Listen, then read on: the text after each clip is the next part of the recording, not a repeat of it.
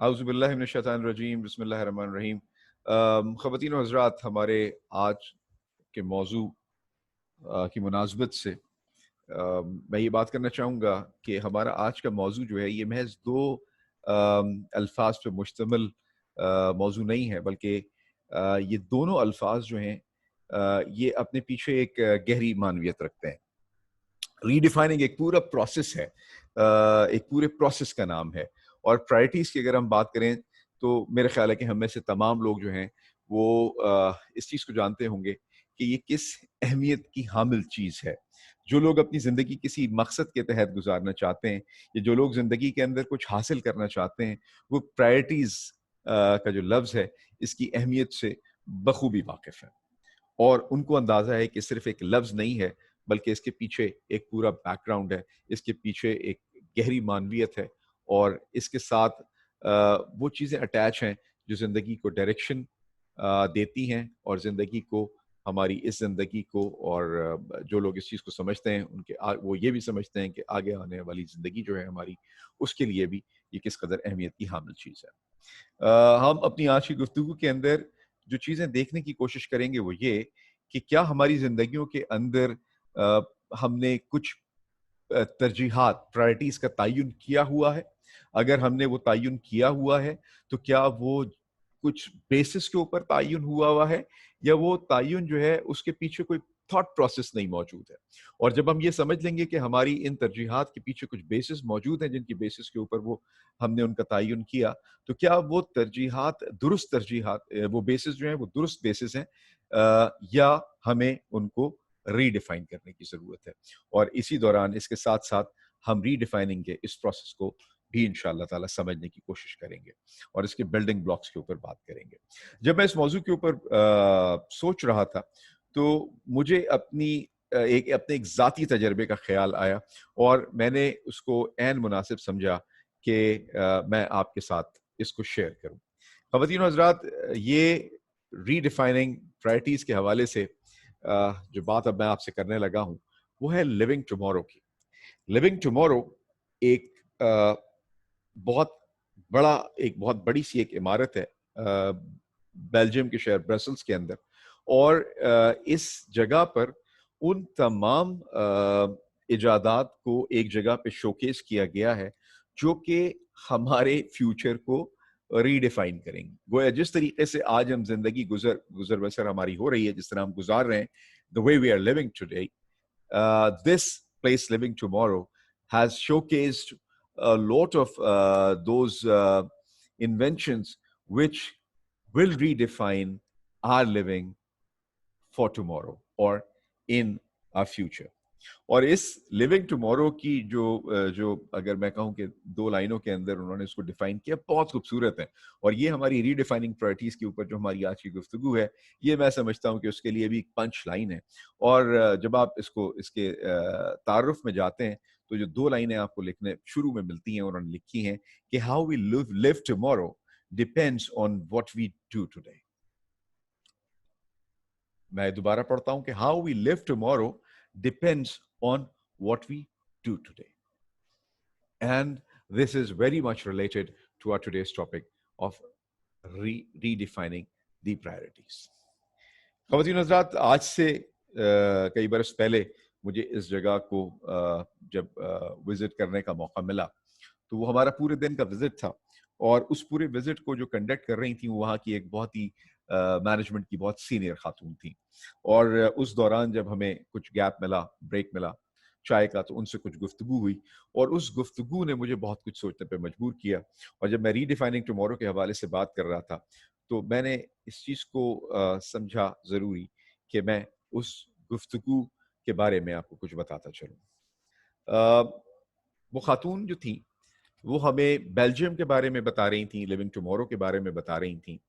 और उस दौरान जब बेल्जियम के ऊपर गुफ्तगू हुई, तो उन्होंने बहुत ही दुख के साथ जो बात की हमसे, वो ये थी कि 2025 तक बेल्जियम की 50% population was estimated to cross their retirement age. गोया 50% लोग जो हैं उसकी पॉपुलेशन के, वो रिटायर्ड लोगों पे मुश्तमिल उसकी पॉपुलेशन होगी। और फिर उन्होंने उसका जिक्र करते हुए बताया कि हमारे लिए नहीं, बेल्जियम के लिए सबसे तशवीशनाक बात यह है कि जब हमारी 50% पॉपुलेशन रिटायरमेंट एज क्रॉस कर लेगी तो हमारे बजट का एक बहुत बड़ा हिस्सा जो है वो उनकी वेलफेयर और वेल बीइंग जो भी है उसके लिए खर्च हो रहा होगा। और जब ये इतना बड़ा पोर्शन इतनी बड़ी पॉपुलेशन की टेक केयर करने में खर्च होगा तो नतीजा ये होगा कि उसका इम्पैक्ट हमारे डेवलपमेंटल बजट्स के ऊपर आएगा।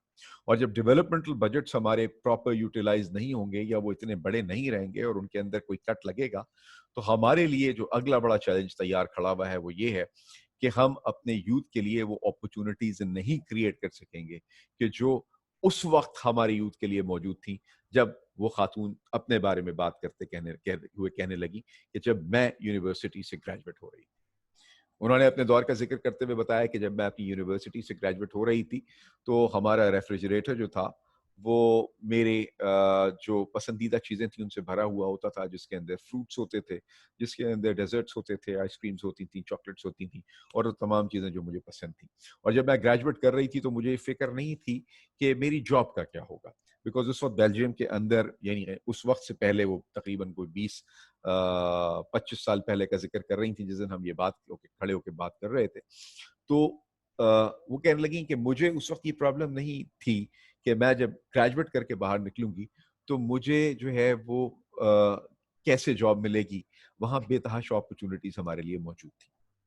लेकिन उन्होंने ये फिर जो बात की और जिससे उनकी तशवीश आया थी वो ये थी कि आज जब मेरे बच्चे यूनिवर्सिटीज़ के अंदर मौजूद हैं और वो ग्रेजुएशन करके बाहर निकलने वाले हैं तो अनफॉर्चुनेटली बेल्जियम के पास इतनी अपॉर्चुनिटीज़ नहीं हैं कि वो सारे के सारे बच्चे जो हैं वो अकोमोडेट हो सकें।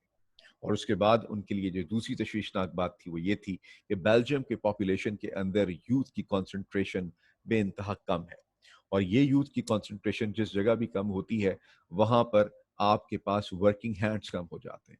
और जहां वर्किंग हैंड्स कम हो जाते हैं वहां पे फिर लामहला उन उन हुकूमतों को, उन ममालिक को इमिग्रेशन की तरफ जाना पड़ता है। और जब बेतहाशा इमिग्रेशन होती है तो वो पॉपुलेशन मिक्स एंड मिंगल होती है और जो एक मुल्क होता है और जो एक रियासत होती है उसकी रिवायतें जो हैं वो उनके अंदर बहुत ज़्यादा तब्दीलियाँ आ जाती हैं। तो ये तमाम तशवीश की जब वो बात कर रही थी उस वक्त मुझे पाकिस्तान का ख्याल आया। और जब उनके लहजे में तशवीश थी उस वक्त मेरी आंखों में चमक थी, इसलिए कि पाकिस्तान अल्हम्दुलिल्लाह दुनिया के उन ममालिक में शामिल है जहाँ की पॉपुलेशन में यूथ की कॉन्सेंट्रेशन अल्हम्दुलिल्लाह बहुत ज़्यादा है। हम 66% से ज़्यादा यूथ हमारे हमारे मुल्क के अंदर मौजूद हैं। कोई अगर 100 लोग मौजूद हैं तो उसमें से 66% लोग वो हैं जिनकी डेफिनेशन यूथ के अंदर आती है। जो जिस भी मुल्क के अंदर होते हैं, जिसकी ज़्यादा कंसंट्रेशन होती है यूथ की, उन ममालिक के अंदर वर्किंग हैंड्स की कमी नहीं होती, उसके अंदर पैशन की कमी नहीं होती, उसके अंदर जज्बे की कमी नहीं होती, उसके अंदर इनिशिएटिव्स की कमी नहीं होती। और ख़वातीन और हज़रात, मेरे लिए ये चीज़ बहुत ही ज़्यादा सुकून का बाइस थी जब मैंने पाकिस्तान के तनाजुर में इस चीज़ को सोचा।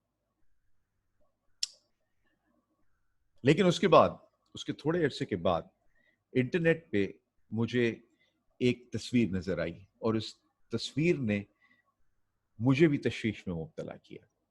वो तस्वीर मैं आपके साथ शेयर करता हूँ। ये है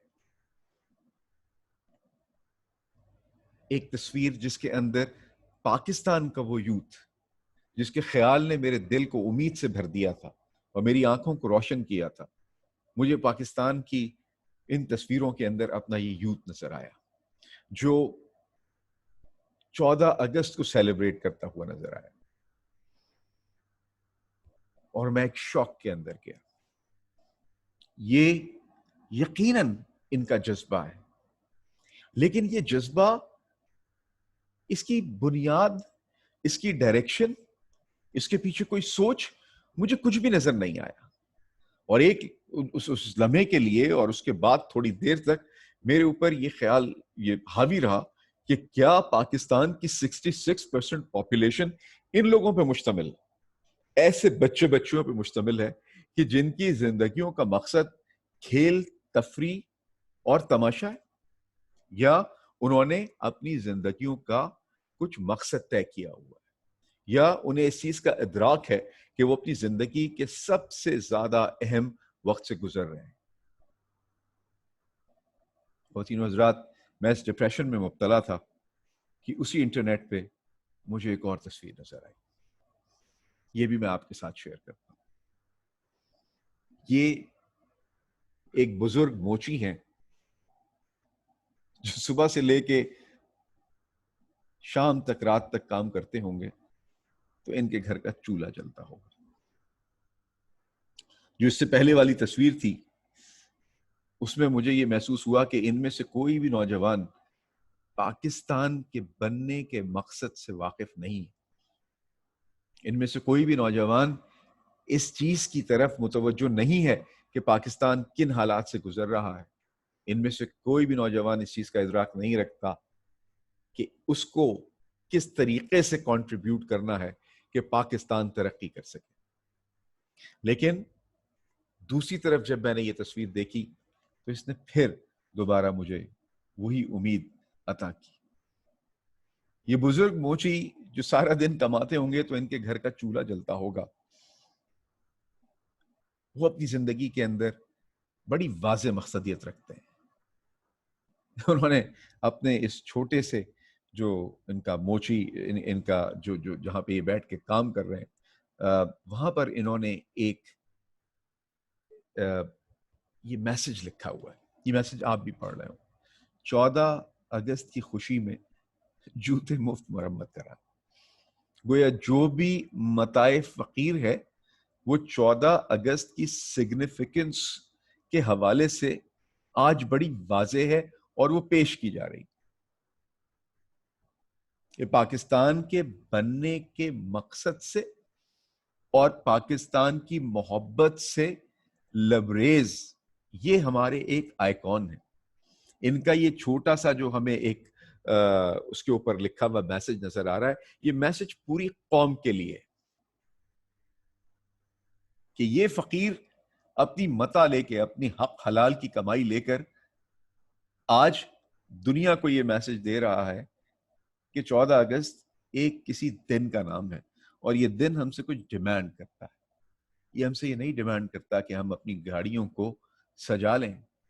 یہ ہم سے یہ ڈیمانڈ نہیں کرتا کہ ہم سڑکوں پہ نکل کے ناچیں، بلکہ یہ ڈیمانڈ کرتا ہے کہ ہم اس عہد کی تجدید کریں اور اس بات کو سوچیں جو اکثر ہمارے سامنے بھی آتی ہے کہ ہمیں پاکستان نے کیا دیا. تو یہ ہمارا آئیکن، یہ ہمارا ہیرو، یہ ہمارے بزرگ موچی ہمیں وہ یاد دلا رہے ہیں. میں اس سے تھوڑا آگے چلا تو مجھے ایک اور تصویر نظر آئی. یہ کوئی رکشہ والے ہیں اور یہ رکشہ والے بھی ہم سب کو ایک میسج دے رہے ہیں. معذور اور نابینا افراد سفر مفت کریں.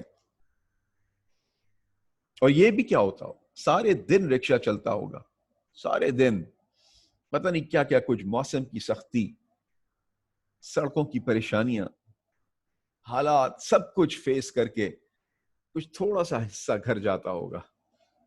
اور جہاں موقع ایسا آ جائے کہ کوئی معذور یا نابینا فرد کو ضرورت ہو تو اس کے اندر اس کے لیے بھی حصہ موجود ہے. خواتین و حضرات، اس یوتھ کے مقابلے میں یہ دو لوگ مجھے محسوس ہوا کہ شاید زیادہ وزن رکھتے ہیں. ان کی ڈائریکشن، ان کا پیشن، ان کی کلیئرٹی آف مائنڈ زبردست ہے. یہ پاکستان کے بننے کے مقصد کو بھی جانتے ہیں اور یہ اس چیز سے بھی واقف ہیں کہ ہمیں پاکستان کو کچھ دینے کی ضرورت ہے. ہمیں یہ نہیں سوچتے رہنا کہ پاکستان نے ہمیں کیا دیا. اور آگے چلا تو مجھے نظر آیا کہ نہیں، صرف پاکستان کا یوتھ ان لوگوں پہ مشتمل نہیں ہے جو 14 اگست کو نکل کے اور مست ہو کے ناچتے ہیں سڑکوں پہ کہ وہ جشن آزادی منا رہے ہیں، بلکہ مجھے نظر آئے کہ پاکستان کے یوتھ بے تحاشا جگہوں کے اوپر جہاں جہاں ان کو موقع مل رہا ہے وہ کنٹریبیوٹ کرنے کے لیے تیار ہیں. اور یہ چیز مجھے ڈھارس دیتی چلی گئی.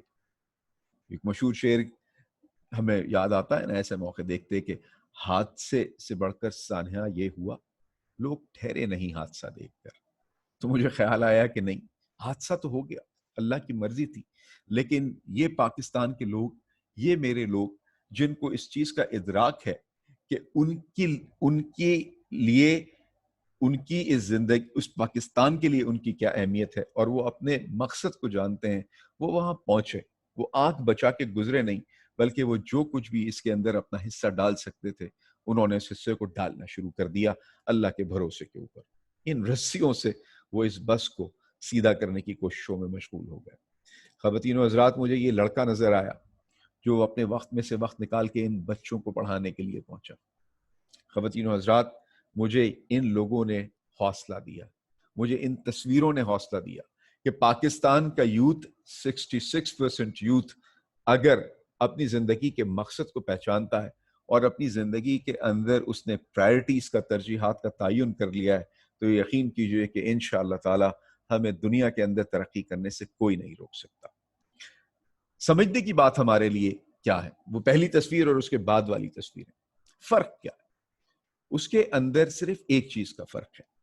جو پہلی تصویر ہے اس کے مقابلے میں جو باقی تمام تصویر ہیں، اس کے اندر جتنے بھی لوگ ہمیں نظر آئے وہ ہمارے بزرگ محترم موچی، وہ ہمارے رکشہ والے، وہ ہمارے نوجوان جو کہ حادثے کی جگہ کے اوپر والنٹیرلی پہنچ گئے تھے اور جو کچھ بھی حصہ ڈال سکتے تھے وہ حصہ ڈالنے کے لیے تیار تھے۔ ہمارا وہ بچہ جو اپنے وقت میں سے وقت نکال کر ایک کچی آبادی کے اسکول کے اندر پڑھانے پہنچا ہوا تھا۔ یہ تمام لوگ، ان کی زندگیوں کے اندر کوئی مقصدیت ہے، ان کی زندگی کے اندر کچھ ترجیحات ہیں۔ اور دوسری طرف پہلی تصویر ان لوگوں کی ہے جن کو یہی نہیں پتا کہ مقصد ہوتا کیا ہے، جن کو یہی نہیں پتا کہ ترجیحات کیا ہوتی ہیں، چاہے کہ وہ یہ سوچیں کہ ترجیحات کا تعین کس طریقے سے کیا جانا ہے اور ان کی بیسس کیا ہوتی۔ خواتین و حضرات،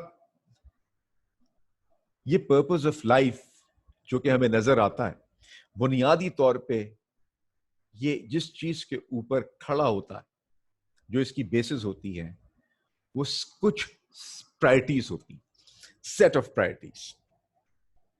اور یہ پرائرٹیز بھی جو ہیں، یہ صرف بنیاد کا واحد ایلیمنٹ یہ پرائرٹیز نہیں ہے، بلکہ جو سب سے اہم ایلیمنٹ ہے وہ یہ ہے کہ زندگی کے اندر ان ترجیحات کے تعین کی کچھ بیسس ہونی چاہیے۔ اگر ہم ان بیسس کو سمجھتے ہیں تو پھر ہماری پرائرٹیز بھی ٹھیک ہوں گی، اور اگر ہماری زندگی کے اندر ترجیحات کا تعین ٹھیک ہوگا تو ہم اپنے مقصد کو بہت جلدی حاصل کر سکیں گے۔ یہ ممکن ہی نہیں کہ زندگی میں کسی نے ترجیحات کا تعین کیا ہو اور اس کو اپنی زندگی کا مقصد نہ پتا ہو۔ ہاں، یہ ممکن ہے کہ ترجیحات کا تعین ہو، اس سے نکل کے کوئی مقصد بن رہا ہو، لیکن اس کی بیسس ٹھیک نہ ہو۔ تو آئیں ہم اس کو سمجھتے ہیں کہ اگر ہماری زندگی کے اندر ترجیحات کے تعین کرتے وقت کچھ بنیادی اجزاء ہمیں سمجھنے کی ضرورت ہے، تو وہ کون سا بنیادی جز ہے جس پر ہماری پرائرٹیز کو یا سیٹ آف پرائرٹیز کو بیس کرنا چاہیے؟ اور میرے نزدیک وہ صرف ایک ہی بیسس ہے، 2 جملوں پہ مشتمل، لا الہ الا اللہ محمد رسول اللہ۔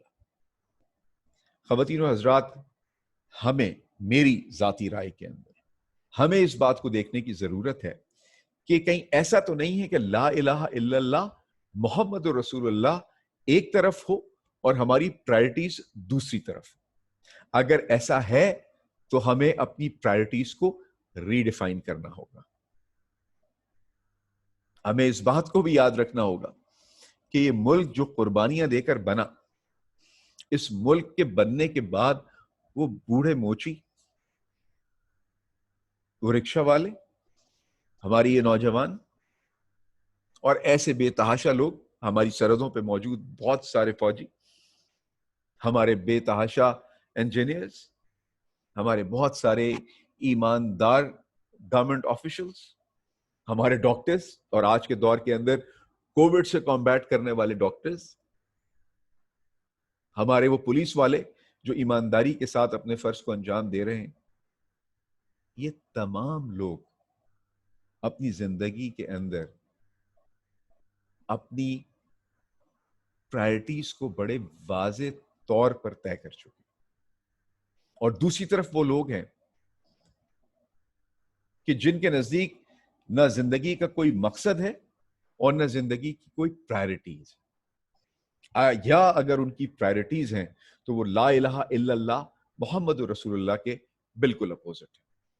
ہماری بدقسمتی یہ ہے کہ ہماری نظر انہی لوگوں پہ جاتی ہے، لیکن اس معاشرے کے اندر ہمارے پاس بے تحاشا ایسے لوگ موجود ہیں جنہوں نے اپنی زندگی کی پرائرٹیز کو لا الہ الا اللہ محمد رسول اللہ کے اوپر بیس کیا۔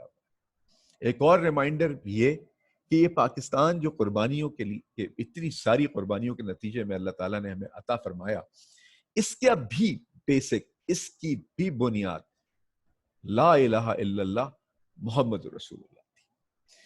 اگر پاکستان نے ان بیسس کو چھوڑا اور وہ کسی اور ڈائریکشن میں جانے کی کوشش کی تو پاکستان کو مسائل کا سامنا ہو، اور جب ہم نے اپنے آپ کو ریکنیکٹ کیا لا الہ الا اللہ محمد رسول اللہ پہ، تو اللہ تعالیٰ نے ہمارے لیے آسانیاں بھی کی اور ہمیں سکون بھی عطا کیا۔ خواتین و حضرات، زندگی بھی اسی طریقے سے ہے کہ اگر آپ لا الہ الا اللہ محمد رسول اللہ سے ہٹ کے اپنی زندگی کو کسی ڈگر پہ چلانا چاہیں گے تو آپ کی زندگی میں رنگینی تو آ جائے گی مگر سکون نہیں آ سکتا۔ ہو سکتا ہے کہ آپ کو کامیابیاں حاصل ہوں مگر وہ کل وقتی کامیابی نہیں ہوگی بلکہ جز وقتی کامیابی ہوگی۔ یہ لا الہ الا اللہ محمد رسول اللہ جب بیسس سیٹ ہو جاتی ہے تو اس کے اندر ناکامی بھی بہت حسین ہو جاتی ہے۔ اس کے اندر ناکامی کے بعد کی کامیابی جو ہے وہ کس قدر وسیع ہوگی، وہ کس قدر زیادہ ہوگی، ہمیں اس کا اندازہ ہمارے لیے کرنا مشکل ہے۔ تو ہمیں کیا سمجھنا ہے اس وقت کہ اگر ہماری زندگی میں نمبر 1 پرائرٹیز نہیں ہے تو ہمیں اپنی زندگی کے اندر ترجیحات کا تعین کرنا ہوگا۔ اگر ہماری زندگی کے اندر نمبر 2 کچھ پرائرٹیز موجود ہیں تو ہمیں فوری طور پہ یہ دیکھنے کی ضرورت ہے کہ ان پرائرٹیز کی بیسس کیا ہے، اس کی بنیاد کیا ہے۔ اگر اس کی بنیاد لا الہ الا اللہ محمد رسول اللہ ہے تو ہماری پرائرٹیز بالکل ٹھیک ہیں، وہ ہمیں دنیا کے اندر بھی انشاءاللہ تعالیٰ سرخرو کریں گی، اور آخرت کے اندر انشاءاللہ تعالیٰ ہمیں جو انعام اللہ کی طرف سے حاصل ہوگا اس کا میگنیٹیوڈ جو ہے اس کا شاید ہم اندازہ نہیں کر سکتے۔ خواتین و حضرات،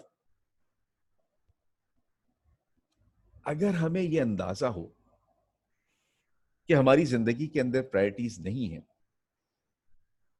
تو پھر ہمارے لیے یہ چیز بہت اہم ہو جاتی ہے کہ ہم اپنی زندگی کے اندر ترجیحات کے تعین کرنے کے عمل کو آج سے شروع کر دیں، اور جب ایک مرتبہ ان ترجیحات کا تعین ہو جائے تو پھر ہم اپنی زندگی کو انہی کے مطابق گزارنے کی حتی الامکان کوشش کریں۔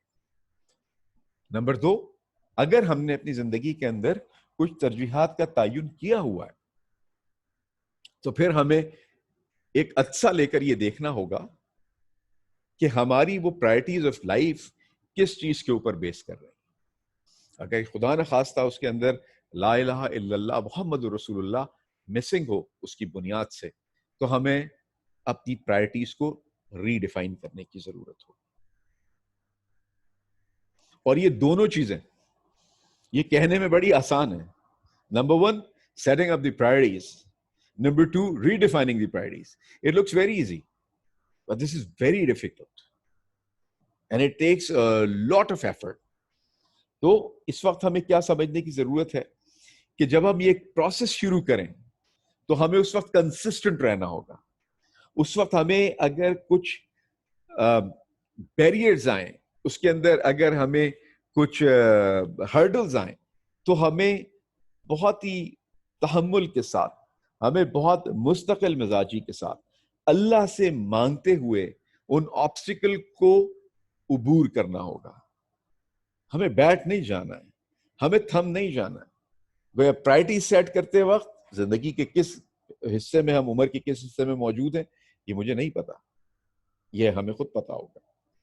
اس حصے کے اندر اگر آپ پرائرٹیز کو، ترجیحات کے تعین کا کام شروع کریں گے تو یہ آسان نہیں ہوگا، لیکن یہ بات یاد رکھیے گا کہ اس کا مطلب یہ نہیں کہ آپ اپنے آپ کو ویسے ہی چھوڑ دیجیے، بلکہ ایک مرتبہ جب ہمیں اس چیز کا اندازہ ہو گیا کہ ہمیں زندگی مقصد کے بغیر بیکار ہے، اور اگر ہماری زندگی کے اندر ترجیحات کا تعین نہیں ہوا تو ہماری زندگی میں اور کسی جانور کی زندگی میں کوئی خاص فرق نہیں رہا. جانور بھی پیدا ہوتا ہے, کھاتا پیتا ہے, اپنی ایک خاص عمر گزارتا ہے, کچھ چیزوں کے اندر وہ انڈلج ہوتا ہے اور اس کے بعد وہ مر جاتا ہے. تو کیا اللہ نے اشرف المخلوقات جو ہمیں بنایا, وہ اشرف المخلوقات ہمیں اس لیے بنایا کہ ہم بھی ایسی زندگی گزاریں, کہ ہم بھی پیدا ہوں, ہم بھی اس قسم کے ہلے گلے میں اپنے وہ جو سال اللہ نے ہمیں عطا کیے ہیں زندگی کے طور پہ وہ گزاریں اور اس کے بعد یہاں سے رخصت ہو جائیں, یا ہم اپنے اس درجے کو پہچاننے کی کوشش کریں جو اللہ تعالیٰ نے ہمیں اپنی تمام مخلوقات کے اندر عطا فرمایا,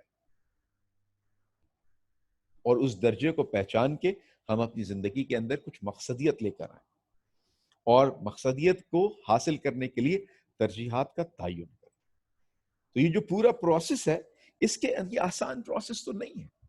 تو اس آسان پروسیس میں جہاں اس پورے پروسیس کے اندر ہمیں جہاں جہاں موجود ہو کہ ہمیں آبسٹیکلز کا سامنا ہے, وہاں پر ہم اللہ کی طرف رجوع ہوں, اور زیادہ رجوع ہوں, ہم اور زیادہ فوکس کریں, اور اس کے ساتھ ساتھ ہم یہ بات یاد رکھیں کہ اس پوری جد و جہد میں اپنی زندگی کو مقصدیت کے ساتھ الائن کرنے میں, اپنی زندگی کو کے اندر ترجیحات کا تعین کرنے میں اگر مشکلات آئیں تو quitting is not an option, never an option.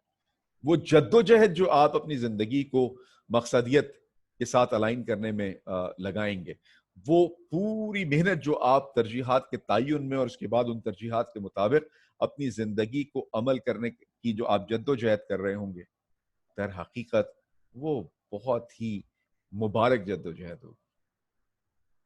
در حقیقت وہ جد و جہد آپ کو دنیا کے اندر بھی اور آخرت کے اندر بھی انشاءاللہ تعالیٰ سرخرو کرے گی. تو شیطان آپ کو مایوس کرے گا جیسا کہ وہ ہر ایک کو مایوس کرتا ہے, اور اس وقت ہمیں یاد رکھنا ہے دو چیزیں, کہ ہمیں اللہ سے رجوع کرنا ہے, اور ہمیں یہ بات یاد رکھنی ہے کہ کوئٹ کر دینا از ناٹ این آپشن. مسلمانوں کے لیے مایوسی کفر. ان چیلنجز کو کیسے اوور کم کیا جائے گا؟ صرف ایک طریقے سے, اور وہ یہ ہے کہ ہم فوکس کریں جو کچھ ہم اچیو کرنا چاہتے ہیں, اور ہم کیسے سوچتے ہیں اس پورے پروسیس کو سمجھیں, اور اس پورے پروسیس کے اندر ہمیں جہاں جہاں گیپس نظر آئیں ان گیپس کو ہم پلگ ان کریں, ان گیپس کو ہم فل کریں, اور اپنے جو تھنکنگ کا پروسیس ہے, جو ایک پورا عمل ہے, اس عمل کو ہم کسی بھی طور پر بریک نہ ہونے دیں, بلکہ اس کے اندر کنسسٹنسی رکھیں اور کنٹینیویشن رکھیں.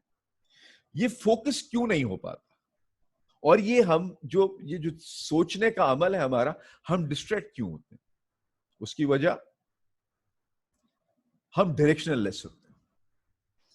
یہ پوری دنیا جو ہے اگر آپ اس کو دیکھیں تو یہ یا تو ڈائریکشن لیس ہے جس کو پتہ ہی نہیں کہ کیا ہو رہا ہے, یا ان میں اکثریت ان لوگوں کی ہے کہ جو غلط ڈائریکشن کے اوپر چل کے چلے جا رہے ہیں. اور اس کی وجہ کیا ہے؟ اس کی وجہ یہ ہے کہ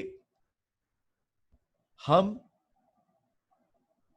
جو ہمارا پروسیس تھا علم حاصل کرنے کا, اور جو ہماری سوچ تھی کہ ہم علم کو اہمیت دیں, وہ اب کنورٹ ہو گئی ہے یا ڈائیورٹ ہو گئی ہے انفارمیشن کے حصول کے لیے. نالج اور انفارمیشن میں کیا فرق ہے؟ انفارمیشن خبر ہے, اور نالج کیا ہے؟ علم ہے.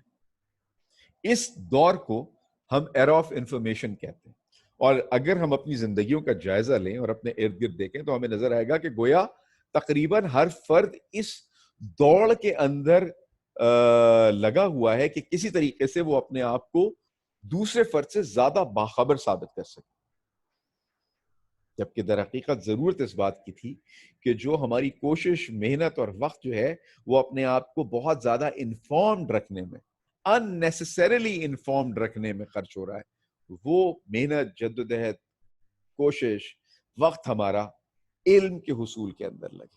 اور یہ بات میں آپ سے کیوں کہہ رہا ہوں؟ یہ بات میں آپ سے اس لیے کہہ رہا ہوں کہ انفارمیشن یعنی خبر کبھی بھی علم کو سبسٹیٹیوٹ نہیں کر سکتی. انفارمیشن کیا ہے؟ انفارمیشن ہمیں یہ بتاتی ہے کہ کوئی چیز کب ہوئی, وہ کیا چیز تھی, وہ کہاں ہوئی, وہ کس کے ساتھ ہوئی, یا وہ کس نے کی. جبکہ علم دو انتہائی اہم سوالوں کا جواب دیتا. آپ کی علمیت آپ کو بتاتی ہے کہ جو واقعہ ہوا وہ کیوں ہوا, اور اس کے ساتھ ساتھ آپ کا علم آپ کو گائیڈ کرتا ہے اور ڈائریکٹ کرتا ہے کہ اگر آپ کو کوئی کام کرنا ہے تو اس کا سٹارٹنگ سٹیپ کیا ہوگا, اور اس کا پورا, اس کو کرنے کا پورا پروسیس کیا ہوگا. انفارمیشن آپ کو یہ چیز نہیں بتائے گی, انفارمیشن آپ کو صرف خبر دے گی. علم آپ کو اس خبر کے کریٹیکل انالیسس کر کے یہ چیز سمجھنے کے قابل کرے گا کہ یہ خبر سچی ہو سکتی ہے یا یہ محض افواہ ہو, اور اگر یہ ایسی کوئی چیز ہوئی ہے, کوئی واقعہ ہوا ہے, تو وہ کیوں ہوا ہوگا, اور اگر وہ ہوا ہے تو اب آگے اس کے اثرات کیا ہوں گے, اور ان ہونے والے واقعات کی صورت میں اپنا کیا راستہ اڈاپٹ کروں, اور وہ راستہ کیسے تلاش کروں, اور اس راستے کے اوپر میں کیسے چلوں. انفارمیشن آپ کو وہاں لے کے نہیں جائے گی. ہمارا ایک بہت بڑا اس دور کی ایک اور عجیب و غریب اصطلاح ہے انفوٹینمنٹ. ہم اس میں اپنے آپ کو بالکل کھو بیٹھے ہیں. وہ ایسی انٹرٹینمنٹ اور انفارمیشن کے ایک ایسے چنگل میں ہمیں پھنسا دیا گیا ہے کہ نہ انٹرٹینمنٹ کے بغیر ہم اپنی لائف کو مکمل سمجھتے ہیں, نہ انفارمیشن کے بغیر. میں آپ کو یہ بات نہیں کہہ رہا کہ آپ اپنے آپ کو باخبر نہ رکھیے, آپ اپنے آپ کو بالکل باخبر رکھیے, لیکن on the cost of gaining knowledge اگر آپ اپنے آپ کو باخبر رکھنے کی جدوجہد میں مصروف ہیں تو پھر آپ ڈائریکشن لیس. اور یہ وہی والی بات ہے کہ پھر ترجیحات کا تعین غلط ہو گیا ہے, اور اس موقع کے اوپر یہ بات ضروری ہے کہ ہم اپنی پرائرٹیز کو ری ڈیفائن کریں.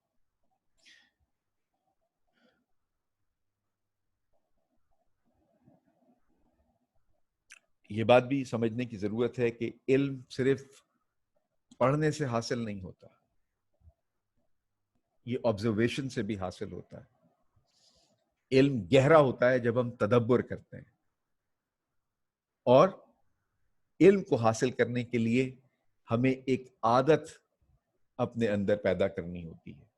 اور یاد رکھیے گا کہ عادتوں کا ڈیولپ کرنا یا عادتوں کا چھوڑنا یہ آسان عمل نہیں ہوتا, اور جب ہم اس پروسیس کے اندر شامل ہوں اور ہمیں آبسٹیکل سامنے آ رہے ہوں تو وہی بات ہمیں یاد رکھنی ہے کہ ہمیں اللہ سے کنیکٹ ہو کے اللہ سے مانگنا ہے, اور ہمیں یاد رکھنا ہے کہ کوئی اچھی عادت ڈیولپ کرنے کے لیے اگر کوئی آبسٹیکلز آ رہے ہیں تو quitting is never an option, اور اگر کوئی بری عادت چھوڑنے کے لیے ہمیں کچھ آزمائشوں کا سامنا ہے تو یہ یاد رکھنا ہے کہ quitting is never an option. ہماری وہ بری عادت چھوٹے گی اور ہماری اچھی عادتیں ہمارے اندر ڈیولپ ہوگی, اور یہی چیز جو ہے یہ اس کے لیے لازم ہے کہ ہم اللہ سے اپنے آپ کو کنیکٹڈ بھی رکھیں اور اللہ تعالیٰ سے ہم مانگتے بھی رہیں. تو خواتین و حضرات, جب نالج نہیں ہوتی اور صرف انفارمیشن ہوتی ہے, اور اس انفارمیشن کے اندر چکاچوند بھی بڑی ہوتی ہے, اور اس انفارمیشن کے اندر ہمارے جذبات بھی جو ہے وہ ابھارے جاتے ہیں, تو اس کی وجہ سے جو چیز پیدا ہوتی ہے وہ در حقیقت ڈائریکشن لیسنس ہے. ہمیں پتہ ہی نہیں ہوتا کہ ہم اپنی زندگی کے اندر کس ڈائریکشن پہ جا رہے ہیں, کسی ڈائریکشن میں جا بھی رہے ہیں یا گول گول گول گول گھومتے چلے جا رہے ہیں.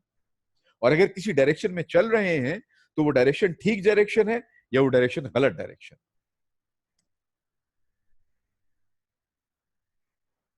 اور اس یہ جو معاملہ ہے جس کے اندر ہم اس ناسمجھی کا شکار ہیں, یہ فرائٹننگ ہے, خوفناک ہے. ہم سمجھتے ہیں, پچھلے دنوں جو صورتحال پاکستان کی رہی, اگر میں کچھ تصویریں آپ کو دکھاؤں تو جب ہم ڈائریکشن لیس ہوتے ہیں تو کیا ہوتا ہے کہ ہم بہت زیادہ سطحی ہو گئے ہوتے ہیں. چھوٹی چھوٹی باتیں ہمیں مشتعل کر دیتی ہیں, چھوٹی چھوٹی چیزوں کے اوپر ہم بڑے بڑے مسائل کریٹ کرنے کے لیے تیار ہو جاتے ہیں. ہم چونکہ علم نہیں رکھتے, اور وہ علم جو ہے نہ ہونے کی وجہ سے ہم صحیح اور غلط کے درمیان کوئی ان کو الگ نہیں کر پاتے تو نتیجہ کیا ہوتا ہے کہ ہم کچھ ایسے پروسیسز کا پارٹ بن جاتے ہیں جو صرف ڈسٹرکٹیو پروسیسز ہوتے ہیں. یہ ڈسٹرکٹیو پروسیسز جو ہیں یہ ہماری زندگی کو اس زندگی کو بھی برباد کرتے ہیں اور اس ڈائریکشن لیسنس کی وجہ سے ہمارے جو اعمال ہیں وہ اللہ نہ کرے وہ آخرت کو بھی برباد کر دیتے.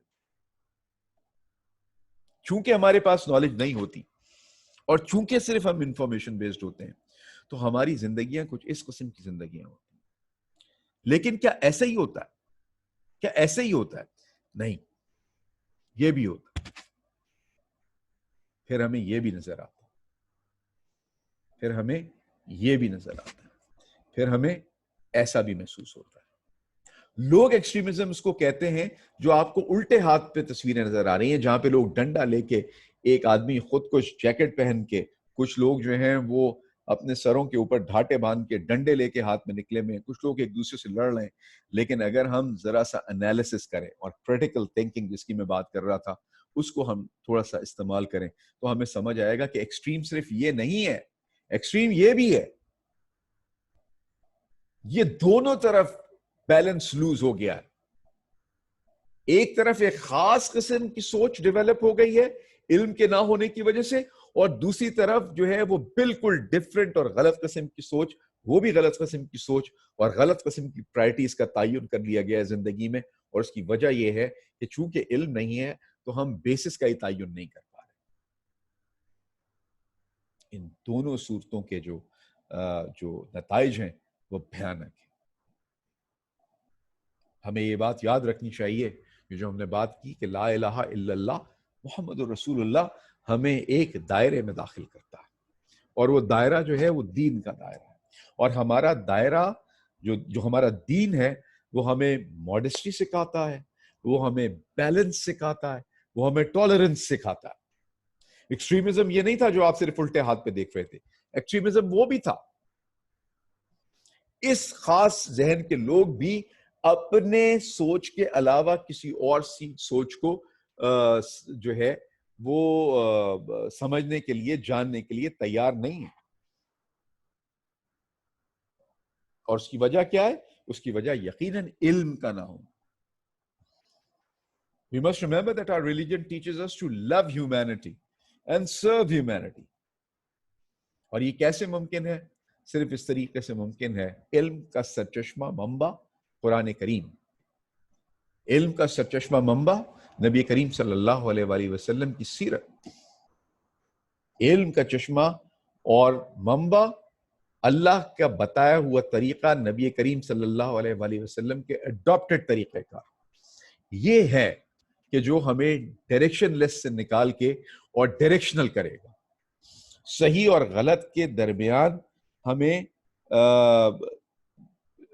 اس کی جانچ کرنا سکھائے گا، اور ہمیں یہ بھی سکھائے گا کہ دین ایکسٹریمزم کی بات نہیں کرتا.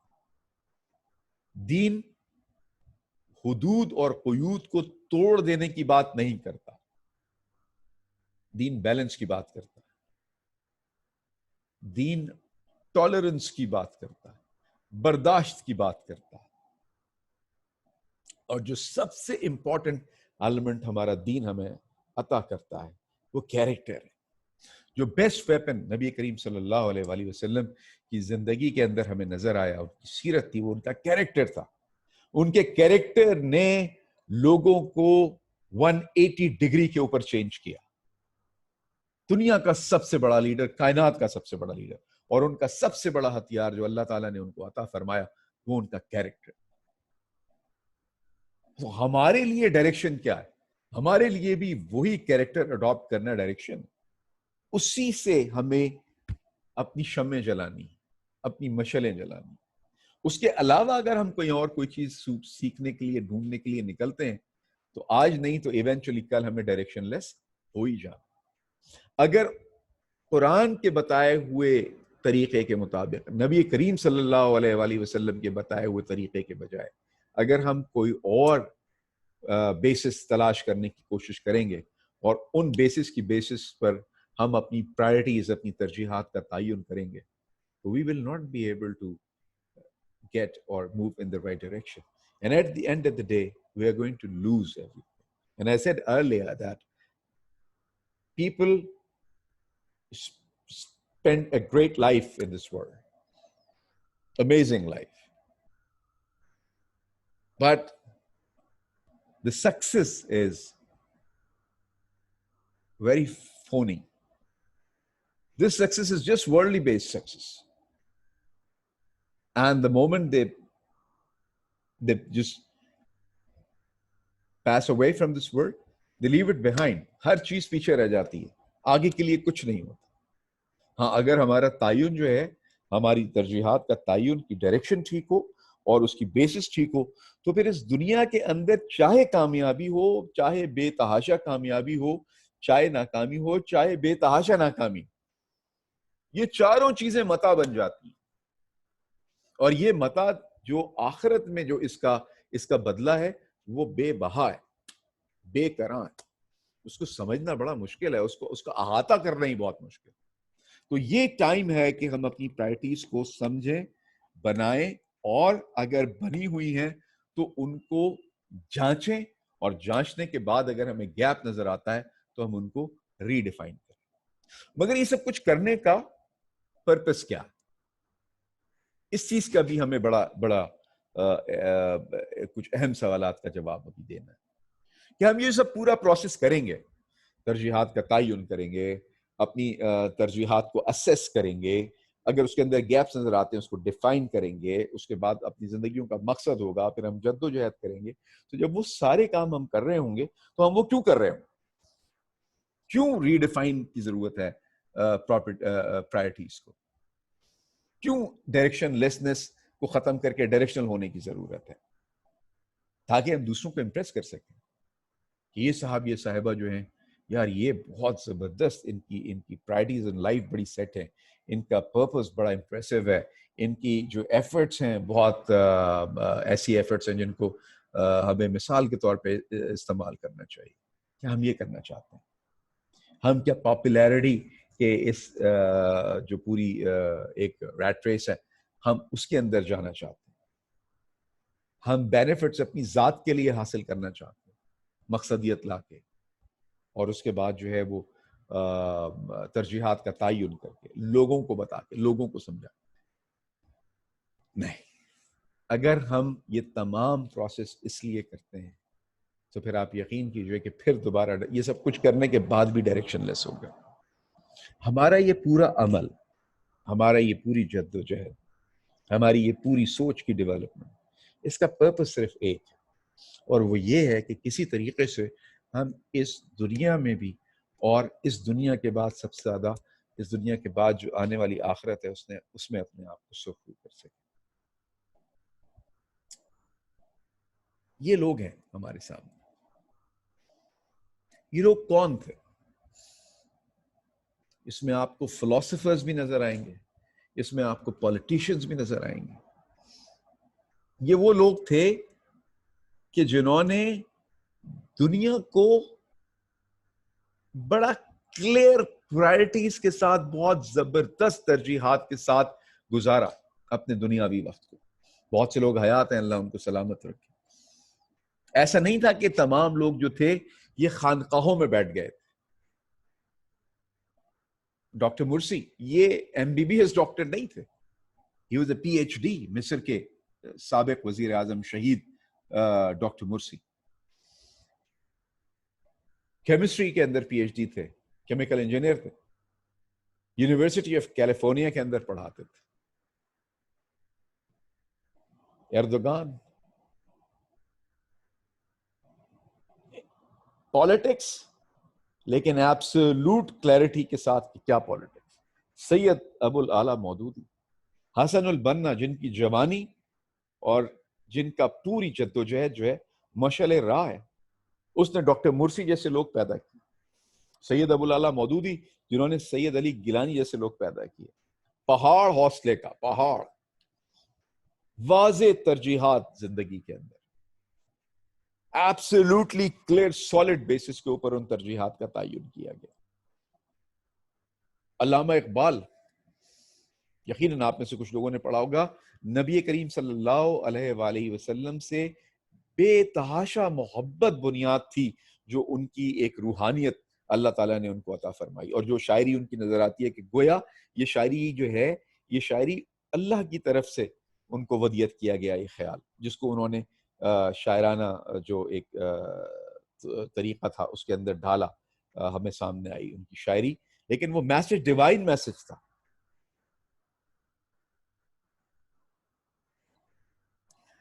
خواتین و حضرات، یہ وہ لوگ ہیں کہ جنہوں نے اپنے آپ کو جس طریقے سے اس دنیا کے اندر رکھا، جد و جہد میں مصروف، اپنی زندگیوں کے اندر مقصد پیدا کیا، اپنی زندگی کی واضح ترجیحات کا تعین کیا، یہ لوگ مشعل راہ بن گئے.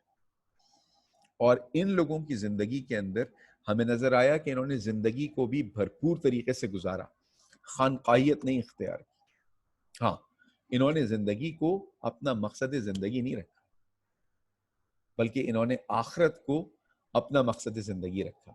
اور انشاءاللہ تعالی اللہ سے دعا ہے کہ اللہ تعالیٰ ان کو بے تحاشا اجر عطا فرمائے کہ ان کو جن لوگوں نے آئیکن بنایا ان کو یہ بات سمجھ آئی کہ زندگیوں کے اندر مقصد کا تعین کرنا کتنا ضروری ہے. ان کو یہ بات سمجھ آئی کہ پرائرٹیز جو انہوں نے پرائرٹیز طے کی تھی، ان کے بعد میں اپنی پرائرٹیز کو جب دیکھوں تو یہ ہے ہمارے پاس اسٹینڈرڈ. ان اسٹینڈرڈ کے اوپر میں اپنا تعین کروں کہ کیا میری پرائرٹیز ٹھیک طے ہوئی، اور اگر مجھے گیپ نظر آئے تو یہ وہ ٹائم ہے، یہ وہ وقت ہے جس کا مجھے تعین کرنے کی ضرورت ہے. لیکن یہ تمام لوگ آپ کو علمیت میں پورے نظر آئیں گے. انہوں نے اپنے آپ کو اس چیز کے لیے اپنا زندگی کا بڑا حصہ وقف کیا کہ یہ علم حاصل کر سکیں، اور یہ انہوں نے اپنے علم کی روشنی کے اندر اپنی زندگی کو گزارا، اور ان کے علم کی روشنی نے ان کو راستہ دکھایا. اور یہ وہ راستہ تھا جس میں دنیا کے اندر بھی خیر تھی، اور انشاءاللہ تعالی جب ان کی آنکھیں بند ہوئیں یا ان میں سے جو لوگ چلے گئے اللہ کے حضور حاضر ہو چکے ہیں، ان کے لیے یقیناً بے تحاشا اجر اللہ کی رحمت سے وہاں پر موجود ہوگا.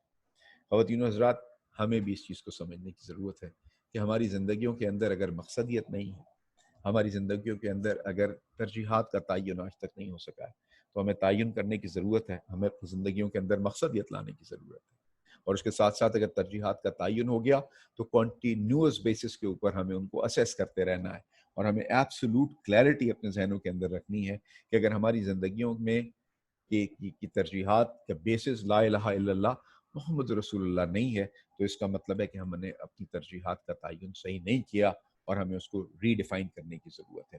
اور ری ڈیفائن کرنے کے لیے جو آپ کا ہتھیار ہوگا وہ آپ کا علم ہوگا، انفارمیشن نہیں ہوگی. اور یہ جو نالج حاصل کرنے کا پروسیس ہے، اس کو ہمیں یاد رکھنا ہے کہ اس کے اندر ہمیں ایک ہیبٹ ڈیولپ کرنی ہے، کنٹینیوسلی ہیبٹ آف لرننگ. اور یہ ہیبٹ آف لرننگ جو ہے، اس کے اندر ہم جب آبسٹیکلز آئیں گے، اپنے آپ کو ٹرانسفارم کرنے کے آبسٹیکلز آئیں گے، تو ہمیں یہ بات یاد رکھنی ہے کہ quitting is never an option, and in all such cases we have to connect and reconnect to Allah, and we have to seek guidance from Allah. ہمیں اللہ سے مانگنا ہے، ہمیں اللہ سے کنیکٹ ہونا ہے کہ اللہ تعالیٰ جو ہے وہ ہمیں جو وہ قرآن کی آیت کہ ایاک نعبد و ایاک نستعین، ہم تیری عبادت کرتے ہیں اور تجھی سے مدد مانگتے ہیں، ایاک نعبد و ایاک نستعین، اور اس کے آگے اہدنا الصراط المستقیم، ہمیں سیدھا راستہ دکھا. یہ سیدھا راستہ جس کو اللہ نے دکھا دیا، اس کی یہ زندگی عبادت بنی، اور آخرت کی زندگی انشاءاللہ تعالیٰ اس کے لیے انعام ہی انعام ہے. ہمیں اس بات کو سمجھنے کی بے تحاشا ضرورت ہے کہ اگر ہماری زندگیوں میں مقصدیت نہیں ہے، اگر ہماری زندگیوں کے اندر صحیح ترجیحات کا تعین نہیں ہوا، تو ہماری زندگیاں اور کسی بھی جانور کی زندگی جو ہے اس کے اندر کوئی فرق نہیں ہے. تو ہمیں اپنے آپ کو اشرف المخلوقات ثابت کرنے کے لیے اللہ کی بندگی کرنا، اس کو سمجھنا بہت ضروری ہے، اور اس کے ساتھ ساتھ ہماری نظر جو ہے وہ آخرت پہ ہونی ہے. گویا ہماری زندگیوں کا مقصد اور ہماری پرائرٹیز ان لائف جو ہیں ان کا مطمع نظر ہمارا انشاءاللہ تعالیٰ یہ کہ اللہ تعالیٰ جو ہے ہم اس میں اپنے آخرت کو سنوار سکیں، اللہ تعالیٰ کے بتائے ہوئے طریقے کے مطابق نبی مہربان صلی اللہ علیہ وآلہ وسلم کی سیرت کی روشنی میں ہم اپنی آخرت کو سنوار سکیں. اور اس پورے پروسیس کے اندر کچھ دعا جو سب سے امپورٹنٹ وہ یہ کہ بسم اللہ توکلت علی اللہ ولا حول ولا قوت الا باللہ. یہ دعا کہ ہم مستقل اللہ پہ توکل کرتے ہوئے چلیں. ہمیں جب پریشانی ہو تو ہم اللہ کے اوپر توکل کریں. ہم جب اپنے آپ کو اس عمل سے گزار رہے ہوں کہ ہم اپنی ڈائریکشن کو سیدھا کرنے کی کوشش کر رہے ہوں تو ہم اللہ کے اوپر توکل کر کے اس کو سیدھا کرنے کی کوشش کریں، ایفرٹس کریں، اور اس چیز پر یقین رکھیں کہ انشاءاللہ تعالیٰ جو لوگ اللہ سے مدد مانگ رہے ہوتے ہیں اللہ تعالیٰ ان کے لیے آسانیاں ان کو فراہم کرتا ہے. اور اس ساری کوشش کے دوران جب ہم ساری کوشش کر چکے ہیں تو اس کے بعد اللہم ھذا الجہد ولیک التکلان ولا حول ولا قوت الا باللہ، کہ اللہ یہ میں کوشش کر رہا ہوں، یہ میری کوشش تھی کہ میں اپنی زندگی کو ڈائریکشن دے سکوں، وہ ڈائریکشن جو کہ مجھے اس دنیا کے اندر بھی سرخرو کرے اور مجھے آخرت کے اندر بھی سرخرو کرے. تو اس کوشش کے بعد ہم اللہ سے یہ مدد مانگیں کہ میں اپنی کوشش میری کوشش یہ تھی، میری جد و جہد یہ تھی، اب میں تجھ پہ توکل کرتا ہوں کہ تو اس میں میرا مددگار ہو جائے تاکہ میں اپنی زندگی کو اس ڈائریکشن میں ڈال سکوں کہ جو مجھے اس دنیا کے اندر بھی سرخرو کر دے اور مجھے آخرت کے اندر بھی سرخرو کر دے. خواتین و حضرات، آئیں اللہ سے دعا کریں کہ اللہ تعالی ہمیں توفیق دے کہ ہم اپنی زندگیوں کے اندر